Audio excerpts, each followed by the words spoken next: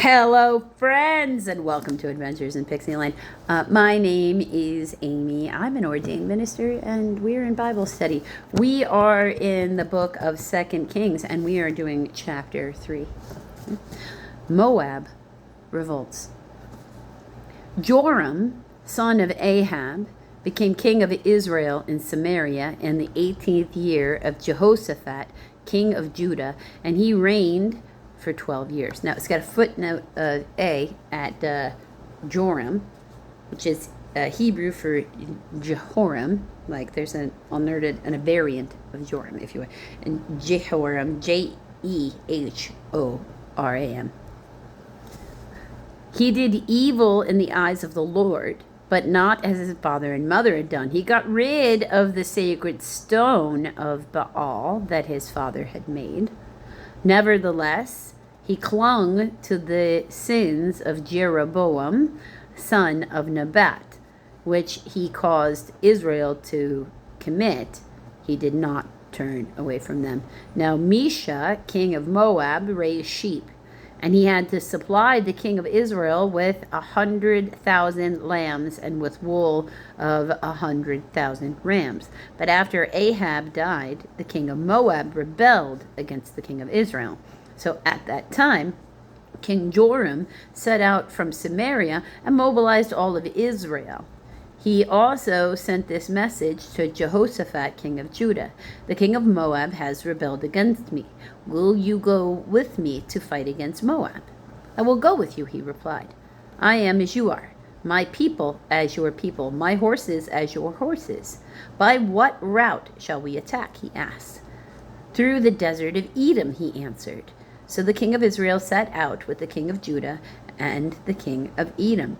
After a roundabout march of 7 days, the army had no more water for themselves or for the animals with them. What? Exclaimed the king of Israel.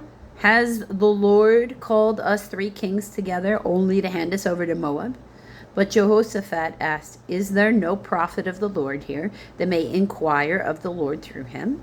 An officer of the king of Israel answered, Elisha, son of Shaphat, is here. He used to pour water on the hands of Elijah. That's got a footnote of B, and that is, he was Elijah's personal servant. Now, Elijah is he's like a major prophet and really important. He's the one Jesus talks about when he's saying John the Baptist, right? And how Elijah had to come before him. So this is Elisha, is as we discovered in the previous chapter, is training under him. Elisha. Okay, Jehoshaphat. The word said, the word of the Lord is with him. So the king of Israel and Jehoshaphat the king and the king of Edom went down to him. Elisha said to the king of Israel, What do we have to do with each other? Go to the prophets of your father and the prophets of your mother. No, the king of Israel answered, because it is the Lord who has called us 3 kings together to hand us over to Moab. Elisha said, As surely as the Lord Almighty lives, whom I serve, if I did not have respect for the presence of Jehoshaphat, king of Judah, I would not look at you or even notice you. But now bring me a harpist. While the harpist was playing, the hand of the Lord came upon Elisha. So yeah, if you feel like music really moves you and it makes you feel closer to God, that is not your imagination. He can send messages that way to at least open us up to hear him better that way. And he said, This is what the Lord says. Make this valley full of ditches, for this is what the Lord says. You will see neither wind nor rain, yet the valley will be filled with water, and you, your cattle, and your other animals will drink. This is an easy thing in the eyes of the Lord. He will also hand Moab over to you. You will overthrow every fortified city and every major town. You will cut down every good tree, stop up all the springs, and ruin every good field with stones. So you'll win, but you'll ruin everything. The next morning, about the time for offering the sacrifice, there was water flowing from the direction of Edom, and the land was filled with water.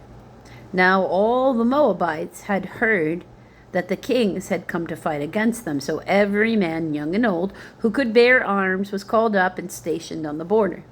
When they got up early in the morning and the sun was shining on the water, to the Moabites across the way, the water looked red, like blood.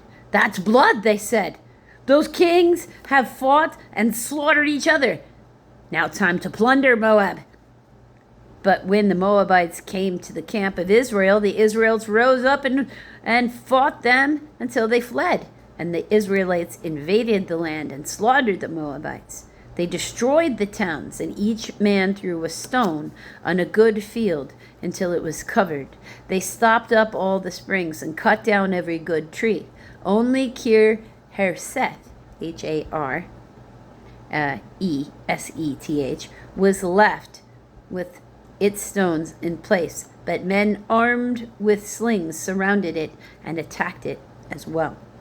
When the king of Moab saw that the battle had gone against him, he took with him his 700 swordsmen to break through the kingdom of Edom, but they failed.